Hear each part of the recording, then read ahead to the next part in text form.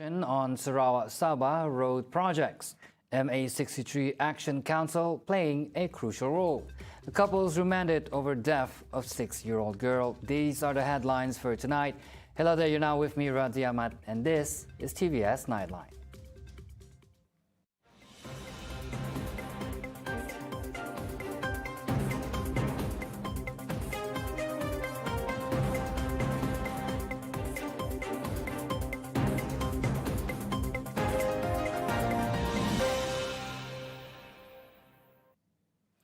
The government will expedite infrastructure development projects in Sarawak and Sabah.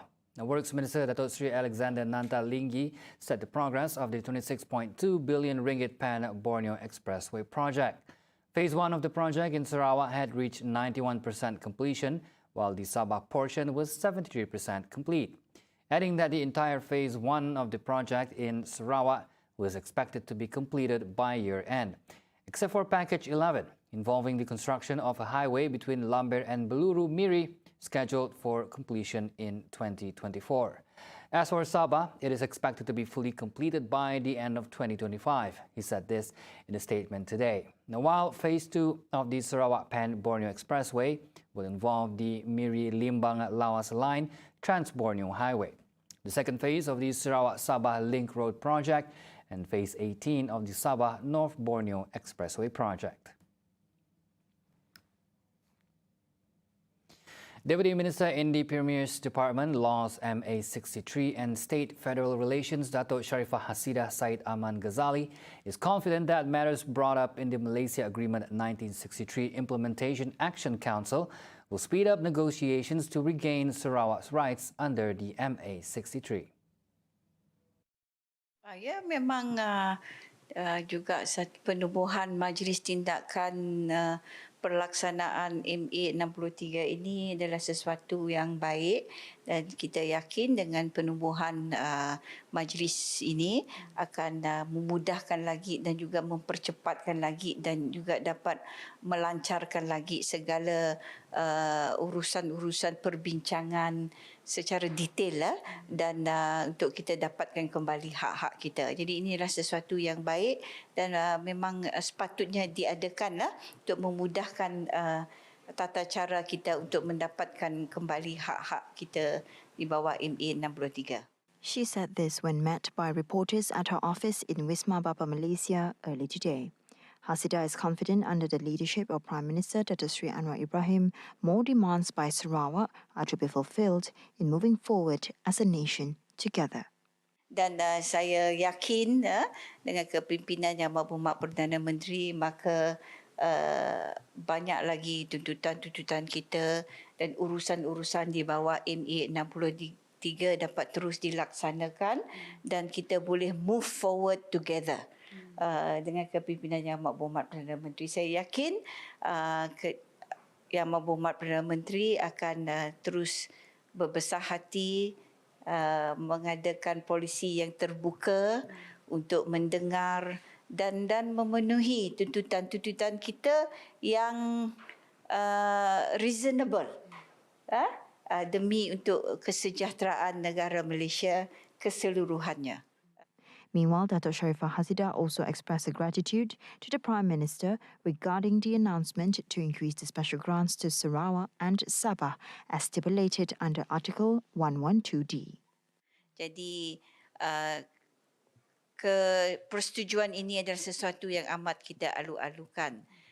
Seperti dari dahulu lagi, sama ada apa yang jumlah yang sesuai itu, kita telah sebenarnya memberi cadangan kepada Kerajaan Persekutuan dan kita telah memberi formula khas di mana dengan jumlah yang patut ditambah baik adalah mengikut formula yang kita telah cadangkan kepada Kerajaan Persekutuan. Jadi saya yakin perkara ini akan dibincangkan seterusnya oleh Yang Amat Berhormat Perdana Menteri bersama dengan Premier kita dan juga Yang Amat Berhormat Ketua Menteri Sabah. Ketiga-tiga pemimpin kita ini akan berbincang dan menentukan dan membuat keputusan mengenai formula yang telah kita cadangkan untuk penambahbaikan pemberian khas di bawah Artikel 112D. On Wednesday, Prime Minister Datuk Seri Anwar Ibrahim said the federal government will ensure there will be a reasonable increase in the allocation for special grants, adding that the matter should be reviewed every 5 years to ensure a reasonable amount. Police have detained a mother and her 35-year-old boyfriend to assist in the investigation on the murder of 6-year-old girl in Kampong Kranji. It is believed the murder took place on December 17th. The Bau District Police Chief Deputy Superintendent Poge Nyaon said that both suspects were from the Bau District. Siasatan awal mendapati suspek berusia 35 tahun itu telah memukul anak bungsu teman wanitanya itu. Mangsa yang merupakan seorang OKU berusia 6 tahun dipukul sehingga meninggal dunia dan mayatnya dibuang di kawasan semak di Kampung Kranji. Suspek telah ditahan pihak Jabatan Siasatan Jenayah Ibu Pejabat Polis Kerajaan Sarawak di Jalan Laksamana Cheng Ho, Kuching kira-kira jam 3 petang semalam. Manakala ibu mangsa yang berusia 34 tahun pula ditahan di Kampung Kranji. Pogi revealed that during the interrogation, the suspect told the police that he had beaten the deceased and disposed of her body at Kampong Kranji. At 6:45 p.m., the suspect led police to where he had dumped the body. Also present to identify the deceased body was her mother, who confirmed that it was her daughter based on the clothing and a doll that she was holding. The mother was then arrested by the police to assist with the investigation. Pihak kami menerima laporan berhubung kejadian pada 21 Disember yang lepas dan difahamkan mangsa telah dibunuh sebulan yang lalu sebelum laporan dibuat. The girl's body has since been brought to the Sarawak General Hospital's forensic units to undergo for post-mortem. The case is being investigated under Section 302 of the Penal Code for murder. Commuters driving along Jalan Stutong BDC and Samarahan can opt to use the temporary alternative route starting tomorrow, January 6, to alleviate traffic congestion while construction on the 5 roundabouts along the Kuching-Samarahan Expressway. In a statement today, the Public Works Department JKR said the temporary alternative route via Jalan Stutong BDC will be open tomorrow morning at 10 a.m. However, the route is only for vehicles under 5 tons and a speed limit of no more than 30 kilometers per hour. JKR also notified that it will announce any changes to the date, time and area affected from time to time. Meanwhile, the Kuching District Police Headquarters will deploy more manpower to assist with traffic flow at the expressway. Its Police Chief ACP Asmon Baja said 4 initiatives shall be carried out to address the issue. The first would be up to the manpower during peak hours and extended duty hours from 6 a.m. to 10 a.m. in the morning and from 4 p.m. to 7 p.m. in the evening. Thirdly, a patrol squad will be set up for monitoring purposes and towing. Lastly, the police will also liaise with Kuching South City Council MBKS in posting traffic wardens to ease traffic at the Kuching Outer Ring Road and Jalan Setiaraja roundabouts. On Wednesday, Prime Minister Datuk Seri Anwar Ibrahim announced that the economy and tourism cannot override the interests of protecting Malaysians against any infections or pandemic, including COVID-19. Sarawak Tourism Federation STF President Audrey Wan Ulok welcomed the announcement, saying that safety measures must be put in place to give visitors confidence during their travels.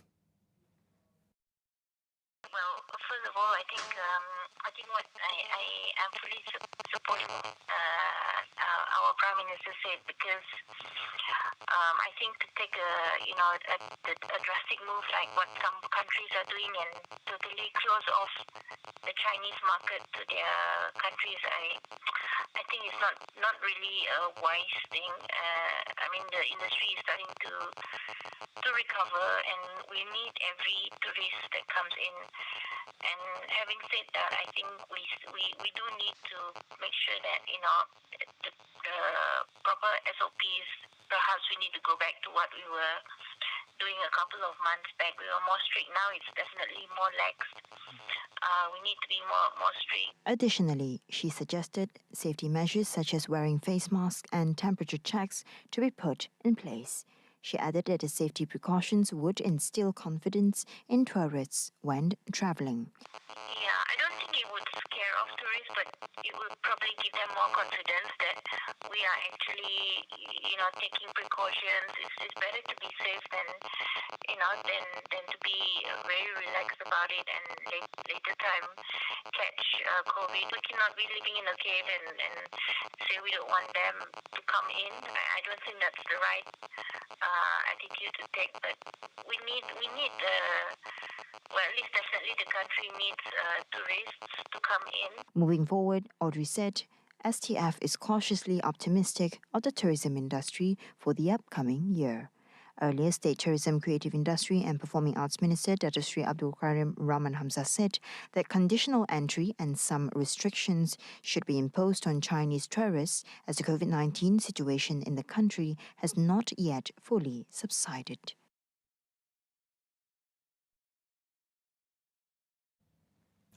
Sarawak's commitment to exploring new energy to achieve its vision of becoming a developed country by 2030 has gauged the interests of Norway.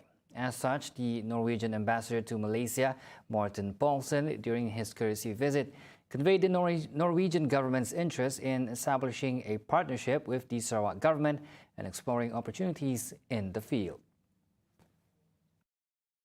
According to the Minister of Energy and Environmental Sustainability, Dr. Hazlan Hipni, Norway has also expressed interest in the implementation of carbon capture, utilization and storage, or CCUS, in the state. Additionally, Dr. Hazlan said Sarawak has CCUS potential due to its large land area and geological structure that is suitable for carbon dioxide storage. Hence, this will also encourage development to ensure energy security while also providing local job opportunities and income sources. Furthermore, he added that the Norwegian government is ready to assist the state in ensuring that CCUS will be a success by providing sophisticated and up-to-date technology that allows for a balance between the volume of greenhouse gases produced and the amount removed from the atmosphere. A special department aimed at protecting children will be established soon to attend to issues involving abuse and neglect.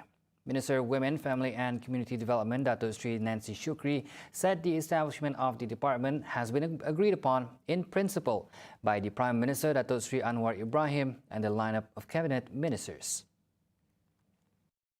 She said, apart from agreeing to establish a department or special institute for children, her ministry also hopes to empower human resources by improving skills and expertise in the management of related cases under the Social Welfare Department, JKM. As such, to ensure proper implementation of the initiative, the ministry will seek help from several related ministries. She added that her ministry will also seek a higher allocation this year to allow it to carry out its tasks and responsibilities more effectively. Kementerian. Jadi tak ada kita nak menidakkannya kerana mesti ada kebenaran sehingga kenyataan seperti itu dibuat ya. Kepakaran tertentu tu antaranya apa yang misalnya seorang pegawai yang mempunyai dari sudut psikologi ke. So sekarang ini saya nak dapati pegawai terutama sekali di bawah JKM, dia hanya di peringkat diploma dan diploma bukan kerana dia tak pandai tapi secara generik. Jadi itu tidak mencukupi bagi kita dan beban bagi pegawai-pegawai ini begitu besar sekali. Mereka juga menjadi pegawai pelindung, juga jadi pegawai akhlak kan. Jadi saya rasa ini tidak begitu adil bagi mereka. So mungkin nak tahu kita tak nak menerima macam itu saja. What is our way forward?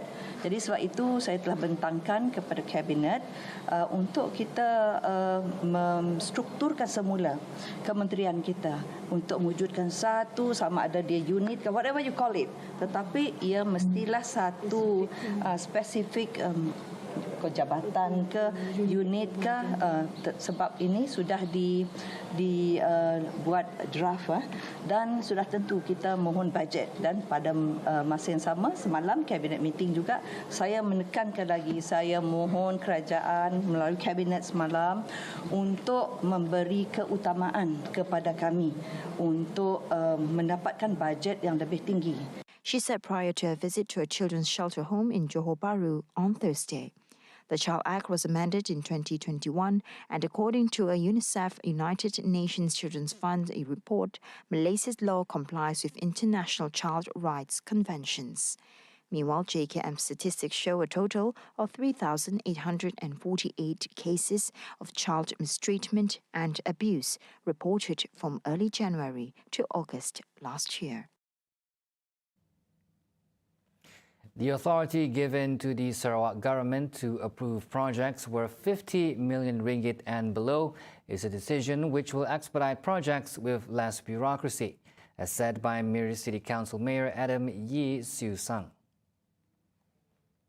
This is another milestone on the road to regain Sarawak's rights and autonomy by GPS government, led by our Premier, Datuk Patinggi Tan Sri Aban Johari Open. And this decision will ensure swift implementation in Sarawak by cutting through the multi-level bureaucracy presently. One good example is that we can anticipate speedier implementation of the various federal projects in Sarawak, especially the dilapidated schools. And now moving forward, we hope to see more decentralization of powers under the MA63 and the intergovernmental report spirit. He also added that with the decision, the repair works of the roundabout at GK Supermarket on Jalan Pujut will be among the main projects to be given priority in Miri, as the area is seen to be common in road congestions during peak hours. For Miri, we have projects like GK Roundabout traffic improvement that come under federal funding, and we look forward to the approval of the funding soon and speedy implementation under the new arrangement. I think this is the hope of all Mirians.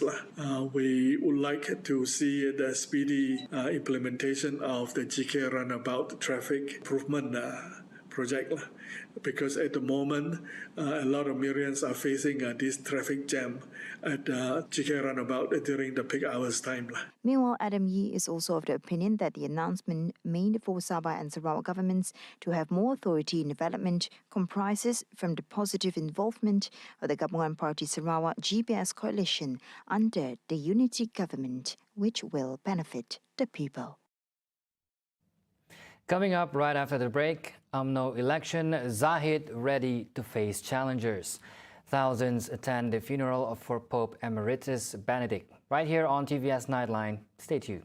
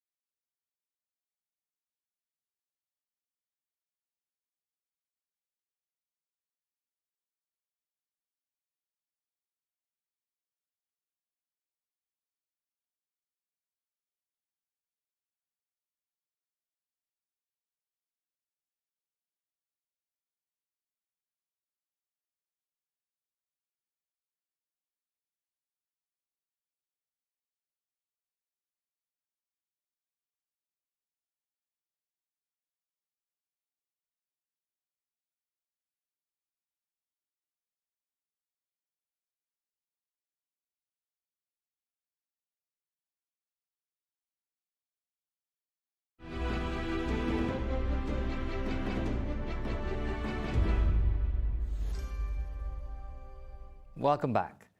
UMNO President Datuk Sri Dr. Ahmad Zahid Hamidi says he is confident about retaining his presidential position. Ahmad Zahid, who is also Deputy Prime Minister, said although there will not be any elections in the next week's annual General Assembly, he reiterated that he is prepared to be challenged in the next party polls. Terdapat hampir 160,000 perwakilan yang mewakili cawangan-cawangan untuk menentukan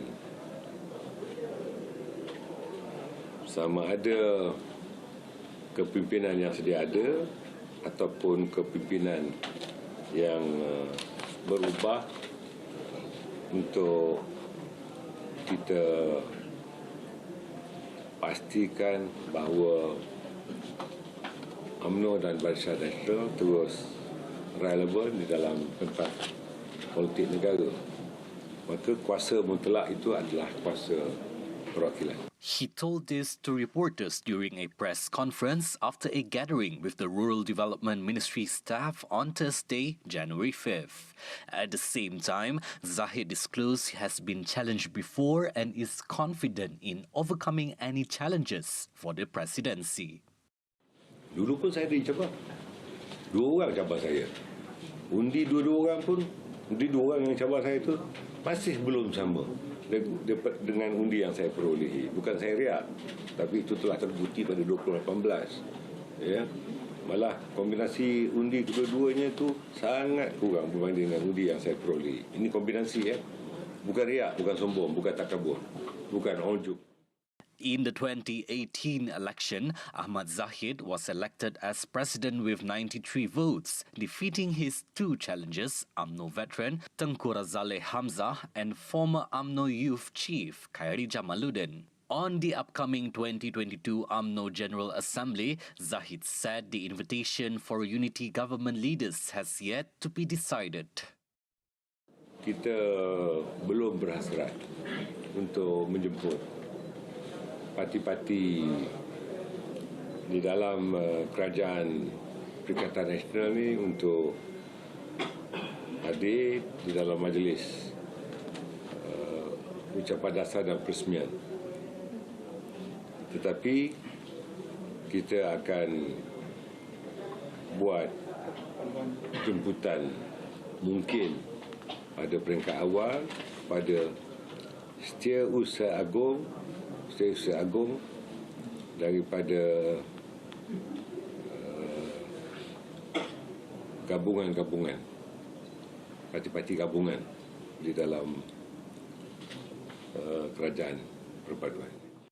The UMNO General Assembly was originally scheduled to take place on December 21st to 24th, but was postponed to January 11 to 14. Despite the global economic uncertainties, Malaysia's economy is on a strong footing to attract quality investments. International Trade and Industry Minister Tengku Datuk Sri Zafrul Abdul Aziz said China's move to reopen its borders next week bodes well for Malaysia, as the country is Malaysia's largest trading partner. Now, similarly, Tengku Zafrul expects a 4% growth in 2023, adding that the country's gross domestic product (GDP) growth in 2022 to be between 8 to 9%. In an interview with CNBC on Thursday, Zafrul said the unity government, led by Prime Minister Datuk Sri Anwar Ibrahim, is very much committed to the nation's participation in the Comprehensive and Progressive Agreement for Trans-Pacific Partnership (CPTPP), which came into effect on November 29, 2022 in Malaysia. CPTPP, there are obviously issues that were raised by various groups, and we have actually addressed that, and a lot of actions have been taken by the ministry, by the government to mitigate some of the concerns.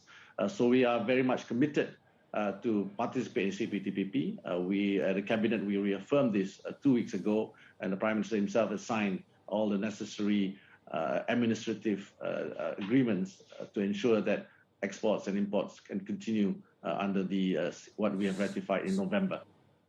Additionally, Zafrul said the government is also headstrong in building the country's resilience and by continue to attract large foreign direct investments into the country, stressing that Malaysia's trade policy needs to be improved. One of the focus for the ministry is to ensure that we continue to build resilience and continue to have larger reinvestment itself from these key sectors. So we're looking at quality investments. There are 5 sectors that we believe will continue to spur growth for Malaysia, and focusing on FDI coming in, mainly in pharmaceuticals, E&E, chemical, digital economy, and also as in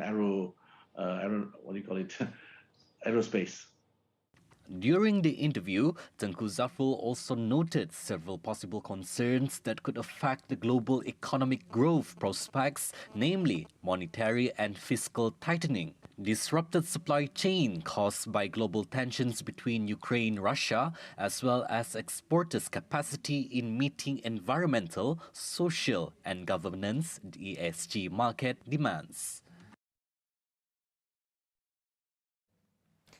Malaysia is currently falling behind developed nations in providing access to information and communication technology facilities for people with visual impairments.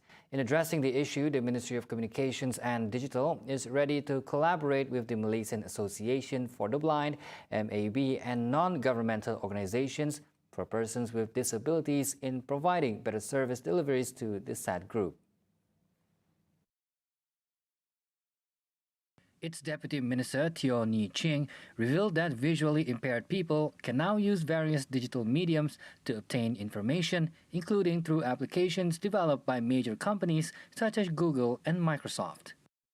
Dalam hal ini, beberapa siri pembincangan juga telah diadakan di antara KKD, Kementerian Komunikasi dan Digital, bersama dengan Mampu, di mana mereka telah menyatakan komitmen untuk bersama-sama menjayakan agenda kerajaan bagi meningkatkan accessibility terhadap maklumat dan ICT melalui inovasi dan pembangunan aplikasi bagi memenuhi keperluan pelbagai golongan OKU, termasuk dari orang-orang buta dan kurang penglihatan. Meanwhile, Teo assured that the collaboration between the ministry and MAB, as well as other NGOs, can be expanded through the organization of awareness programs.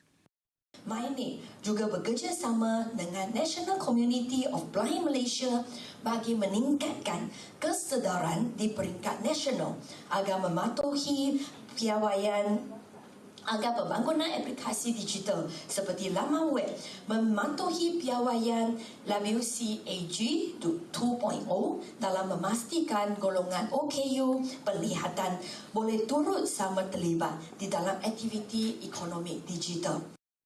Furthermore, she revealed that the development of the Save Me 999 Deaf and Save Me 999 Blind applications is also one of the initiatives to help people with visual or hearing impairments to call the 999 emergency line in the event of any emergency.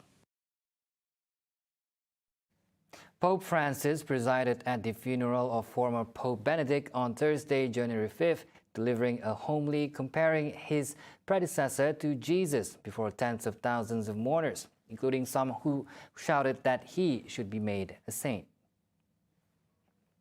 Benedict's death on Saturday, December 31, brought to an end a decade of the former and present Pope living side by side in the Vatican, and it was the first time in more than 200 years that a pontiff had led the funeral service of his predecessor. His death was a loss for conservatives who yearned for a return to a more traditional church symbolized by Benedict, who shocked the world in 2013 by becoming the first pope in 600 years to resign instead of reigning for life. Around a third of all pontiffs have been canonized in the church's 2,000-year history. Francis, who sat for most of the service because of the knee ailment, rose at the end as Benedict's coffin was being carried away. Holding himself up with a cane, he touched it while bowing his head in silent prayer. The Mass was celebrated by 125 cardinals, 200 bishops, and about 3,700 priests. Clergy from around the world, a handful of heads of state, and thousands of faithful attended the ceremony as the sun slowly broke through the fog. And that is it for TVS Nightline. I'm Razi Ahmad. Thank you for watching.